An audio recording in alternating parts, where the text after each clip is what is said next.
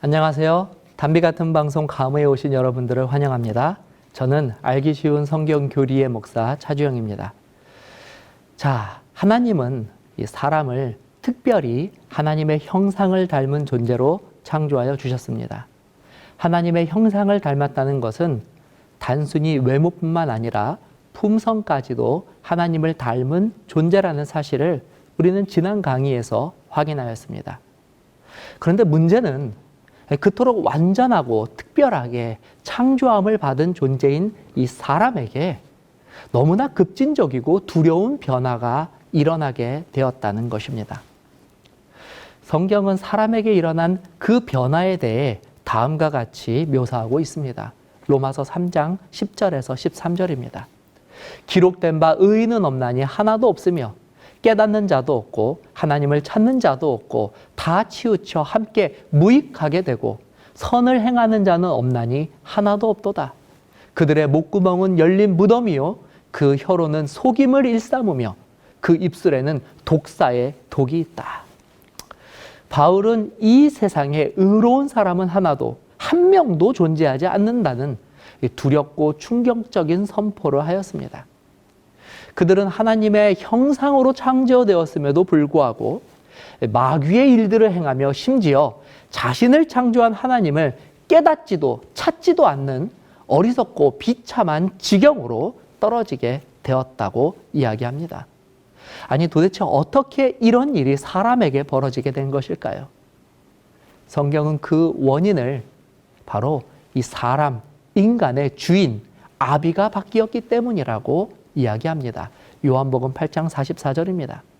너희는 너희 아비 마귀에게서 났으니 너희 아비의 욕심대로 너희도 행하고자 하느니라. 그는 처음부터 살인한 자요 진리가 그 속에 없으므로 진리에 서지 못하고 거짓말을 말할 때마다 제 것으로 말하나니 이는 그가 거짓말쟁이요 거짓의 아비가 되었음이라. 우리는 분명 창세기의 기록을 통하여 사람은 하나님의 형상으로 창조되었음을 확인하였습니다. 그런데 요한은 사람들의 아버지가 하나님이 아니라 마귀라고 기록하고 있습니다. 그리고 그 아비 마귀 때문에 인간이 저지르는 그 모든 흉악한 죄악들이 시작되었으며 또 사람이 의로운 하나님의 형상을 잃어버리고 추악한 죄인이 되었다고 설명하고 있습니다. 자, 그러면 도대체 언제 무슨 일 때문에 이런 끔찍한 변화가 사람들에게 생기게 된 것일까요? 하나님이 세상을 창조하신 이후 사람은 하나님의 형상을 닮은 존재로서 하나님처럼 의롭고 거룩하며 선한 삶을 살며 또 이 땅에 있는 다른 피조물들에게 하나님의 영광을 나타내면서 살았습니다. 그런데 어느 날 그들이 살고 있던 에덴 동산에서 인간의 운명을 송두리째 무너뜨리는 사단과의 만남을 갖게 됩니다. 바로 창세기 3장 1절입니다. 그런데 뱀은 여호와 하나님이 지으신 들짐승 중에 가장 간교하니라. 뱀이 여자에게 물어 이르되 하나님이 참으로 너희에게 동산 모든 나무의 열매를 먹지 말라 하시더냐.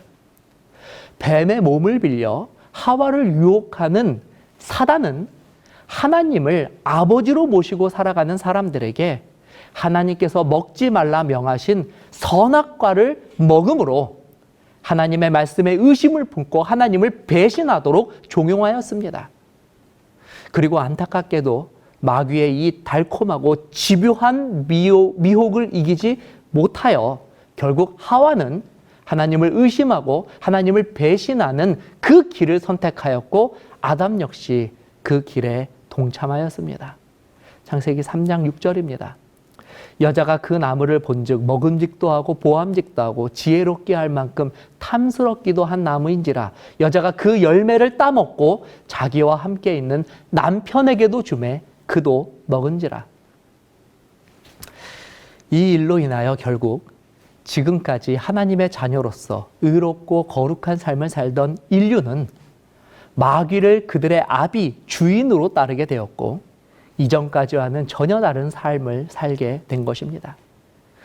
그들은 그들의 품성 가운데 아로새겨진 하나님의 사랑, 긍휼, 자비 대신에 마귀의 정신인 교만과 질투와 증오를 품게 되었고 이로 인하여 기쁨과 평안이 가득한 삶에서 두려움과 절망과 고통받는 삶으로 그들의 삶이 내던져지게 된 것입니다.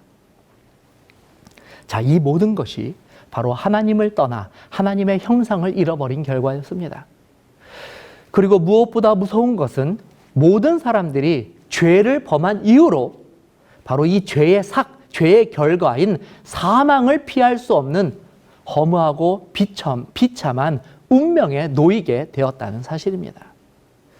그리하여 아담과 하와가 범죄한 이후 지금까지 인간의 본성 속에는 여전히 해결되지 못한 하나님을 거절하는 죄, 즉 죄악이 자리 잡고 있으며 이 고통과 절망적인 운명 속에서 저와 여러분들도 함께 놓이게 된 것입니다. 그래서 이제는 인간의 본성을 정의할 때 더 이상 하나님의 형상으로 지음받은 존재라고 이야기하지 못하고 이 죄된 본성에 타락한 본성을 가진 마귀의 자녀라는 슬픈 정의를 이야기할 수밖에 없게 된 것입니다. 자, 우리는 지금까지 4번의 강의를 통하여 인간의 본질에 대한 연구를 하였습니다. 그리고 마지막 결론은 하나님의 형상으로 지음받았던 존재들의 타락으로 인하여 그들의 본성을 차지해버린 마귀의 정신인 죄에 대해서 오늘 나누어 보았습니다. 자, 그러나 너무 이 일로 인하여 낙심하거나 절망하실 필요는 없습니다. 성경에는 하나님께서 특별한 목적을 가지고 하나님의 아들이신 성자 하나님을 이 땅에 보내신 내용을 기록하고 있습니다. 마가복음 2장 17절입니다. 예수께서 들으시고 그들에게 이르시되 건강한 자에게는 의사가 쓸데없고 병든 자에게라야 쓸데가 있느니라. 나는 의인을 부르러 온 것이 아니요 죄인을 부르러 왔노라 하시니라. 죄로 인하여 타락하고 하나님을 배반한 인류지만 하나님께서는 그 인류를 위하여 그들의 죄된 본성을 치료하기 위하여 크신 의원이신 성자 하나님을 이 땅에 보내주신 사실입니다. 그러므로 비록 우리가 본성까지 죄악에 굴복한 죄인이라고 할지라도 희망이 사라진 것은 아닙니다.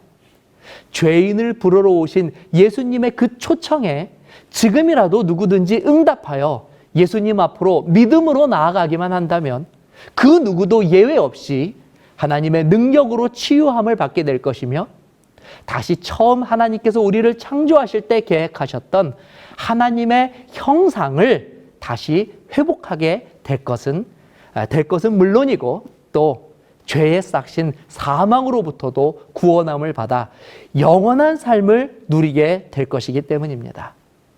자, 이제 7강 인간의 본질 강의를 마치도록 하겠습니다. 다음 시간에는 제 8강 대쟁투로 여러분들을 찾아뵙도록 하겠습니다. 감사합니다.